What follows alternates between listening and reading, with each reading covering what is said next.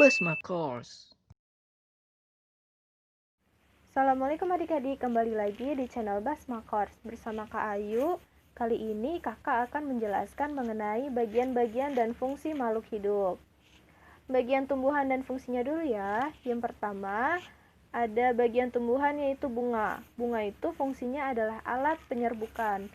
Alat perkembangbiakan bunga ini ada dua. Yang pertama putik dan benang sari. Putik ini alat perkembangbiakan betina, sedangkan benang sari adalah alat perkembangbiakan untuk jantan. Lalu yang kedua, buah ini berfungsi sebagai cadangan makanan. Yang ketiga, biji sebagai calon tumbuhan baru. Jadi kalau kita ingin menanam tumbuhan baru, kita menggunakan biji. Lalu yang keempat, daun. Daun ini sebagai tempat fotosintesis suatu tumbuhan. Lalu yang kelima, batang. Batang ini adalah sebagai penopang tumbuhan dan sarana pengangkutan. Jadi semakin besar dan kokoh batang suatu tumbuhan, maka tumbuhan tersebut semakin kuat untuk tumbuh. Lalu yang keenam, akar. Akar berfungsi sebagai penyerapan air dan zat hara. Selanjutnya, ada jaringan-jaringan tumbuhan dan juga fungsinya. Yang pertama, epidermis. Epidermis ini dia berfungsi untuk melindungi jaringan bagian dalam. Lalu, xilem atau pembuluh kayu berfungsi untuk mengangkut air dan zat hara dari tanah ke batang. Kemudian, floem atau disebut juga dengan pembuluh tapis untuk menyalurkan hasil fotosintesis dari daun ke seluruh bagian tumbuhan. Selanjutnya terdapat kambium. Kambium ini dia berfungsi sebagai memperbesar diameter batang tumbuhan ya. Lalu jaringan gabus. Jaringan gabus ini dia berfungsi untuk mencegah kehilangan air. Lalu kakak akan menjelaskan bagian-bagian hewan dan fungsinya. Kita mulai dari kepala dulu ya. Di kepala hewan itu kan terdapat mata. Matanya itu untuk melihat. Lalu ada telinga. Telinga itu untuk mendengar. Hidung untuk mencium bau. Mulut untuk makan dan minum serta berkomunikasi. Selanjutnya tanduk dan cula untuk melindungi diri. Antena untuk alat komunikasi atau alat pendengaran, peraba atau penciuman suatu hewan tertentu ya. Nggak semua hewan mempunyai antena loh. Selanjutnya kita beralih ke badan. Di badan suatu hewan itu terdapat ekor pada burung untuk menjaga keseimbangan saat terbang. Lalu ekor pada sapi untuk mengusir serangga. Lalu ekor pada ikan dia untuk membantu berenang ya. Lalu ekor pada kucing sebagai alat keseimbangan. Selanjutnya ada sisik, bulu, dan rambut sebagai penutup tubuh. Lalu kita beralih ke alat gerak. Alat gerak itu macam-macam ya, seperti kaki, sayap, sirip, dan otot perut. Keempatnya ini mempunyai fungsi yang sama, yaitu untuk berpindah tempat dan bergerak. Selanjutnya, bagian-bagian rangka manusia dan fungsinya. Pengertian rangka adalah susunan tulang yang saling bersambung dan membentuk tubuh manusia. Rangka itu dibagi menjadi tiga. Yang pertama rangka kepala atau yang sering kita sebut sebagai tengkorak. Lalu yang kedua ada rangka badan. Dan yang ketiga ada rangka anggota gerak. Rangka-rangka itu mempunyai fungsi. Yang pertama membentuk tubuh manusia ya pastinya. Lalu yang kedua sebagai alat gerak pasif. Lalu yang ketiga, tempat melekatnya otot. Lalu yang keempat, menegakkan dan menguatkan tubuh. Yang kelima, tempat pembentukan sel darah merah. Dan yang terakhir, melindungi organ penting seperti jantung, paru-paru, dan otak. Yang pertama kita akan membahas tengkorak. Di dalam tengkorak itu ada tulang dahi. Tulang dahi ini yang ada di dahi kita ya itu. Lalu tulang baji.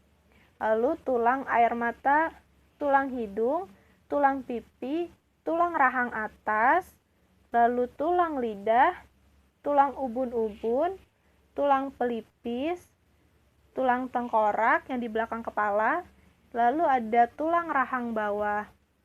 Lalu fungsi tengkorak itu sendiri yaitu berfungsi untuk melindungi organ-organ dalam kepala, yaitu otak. Selanjutnya ada rangka badan dan anggota gerak. Fungsi dari rangka badan itu sendiri yaitu memberi bentuk tubuh, menegakkan tubuh, melindungi organ tubuh yang penting, dan tempat melekatnya otot serta tempat pembentukan. Nama-nama bagian tulangnya. Yang pertama itu ada tulang selangka. Tulang selangka ini ada di bahu kita. Lalu tulang belikat, lalu tulang dada.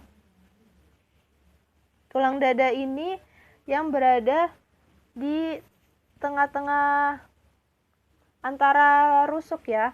Lalu ada tulang rusuk sejati, tulang lengan atas, tulang rusuk palsu, tulang rusuk melayang, tulang belakang, tulang pengumpil, serta tulang hasta berada di pergelangan tangan kita. Lalu tulang pergelangan tangan, itu beda lagi nih pergelangan tangan ya. Lalu tulang jari-jari tangan, tulang pinggul, tulang duduk, tulang kemaluan, tulang paha, tulang tempurung lutut, tulang kering, tulang betis, tulang pergelangan kaki, serta tulang jari-jari kaki. Oh iya, bagian-bagian tulang dalam rangka manusia ini ada rangka anggota gerak atas sama rangka anggota gerak bawah. Rangka anggota gerak atas itu mulai dari tulang selangka sampai dengan tulang pinggul dan tulang duduk. Itu batas dari untuk rangka anggota gerak atas.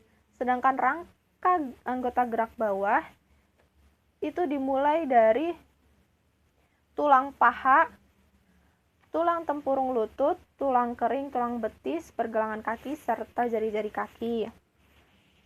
Selanjutnya ada yang namanya sendi. Sendi adalah tempat dua tulang terhubung sehingga tulang dapat digerakkan. Sendi juga terbagi menjadi beberapa jenis. Yang pertama itu ada sendi putar. Arah geraknya udah pasti berputar ya. Contoh sendinya itu adalah antara tulang tengkorak dengan tulang leher. Di situ. Lalu sendi peluru. Sendi peluru ini arah geraknya yaitu ke segala arah.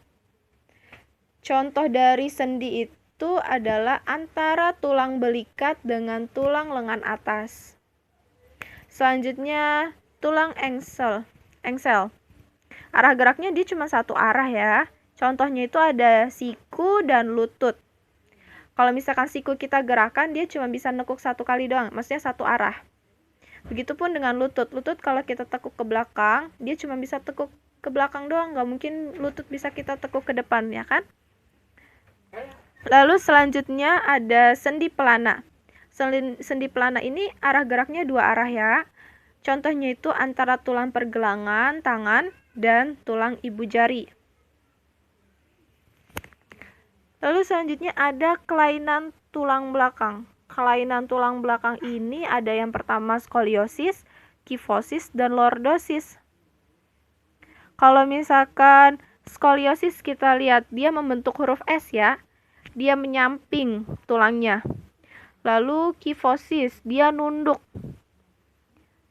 Lalu yang terakhir itu ada lordosis. Lordosis itu dia badannya terlalu tegak ke depan. Seperti itu. Lalu ada penyakit tulang yang lain seperti osteoporosis. Osteoporosis itu tulang rapuh dan mudah retak karena kekurangan kalsium. Cara mencegahnya itu dengan minum susu dan memperbanyak konsumsi ikan. Lalu yang kedua, rakitis, yaitu pertumbuhan tulang terhambat karena tubuh kekurangan vitamin D. Makanya banyak bayi yang dijemur di bawah sinar matahari agar bayi tersebut tidak kekurangan vitamin D. Nah, itu cara mencegahnya, berjemur dengan sinar matahari pada pagi hari. Meningkatkan asupan vitamin D seperti memakan sereal, meminum jus jeruk, ikan, dan susu olahan. Lalu yang ketiga, retak dan patah tulang. Kelainan pada tulang disebabkan karena benturan benda keras ya, seperti bisa terjadi karena kecelakaan, terjatuh, dan lain sebagainya. Sekian penjelasan yang bisa kakak sampaikan ke adik-adik sekalian tentang bagian-bagian dan fungsi makhluk hidup. Jangan lupa subscribe channel Basma Course ya. Lalu di like videonya dan di share ke teman-teman kalian. Makasih. Wassalamualaikum warahmatullahi wabarakatuh.